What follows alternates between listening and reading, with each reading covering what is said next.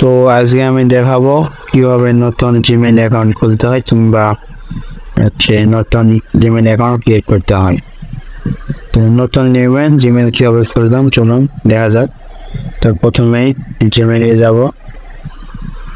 জিমেইলে যাওয়ার পর এতে কর্নার চাপ দেব প্রোফাইলে, তারপর অ্যাড অ্যানাদার অ্যাকাউন্টে ক্লিক করব। ক্লিক করার পরে এরকম ইন্টারফেস আসবে। তারপরে গুগলে ক্লিক করব। গুগলে যাওয়ার পর একটু লোড নেবে। তো লোড নেওয়ার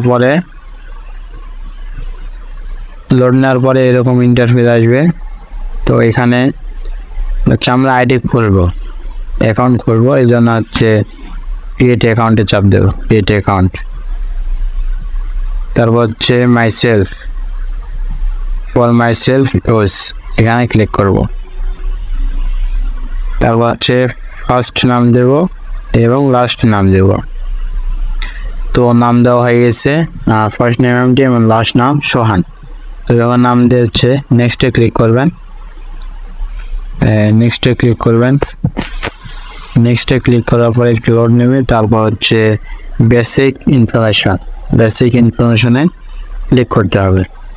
তো এখানে মান্থ, ডে, ইয়ার্স, তো মান্থ সিলেক্ট করব। তো মান্থে ক্লিক করবেন। ক্লিক করার পর তারপর ডে 05, তারপর ইয়ার্স 2007।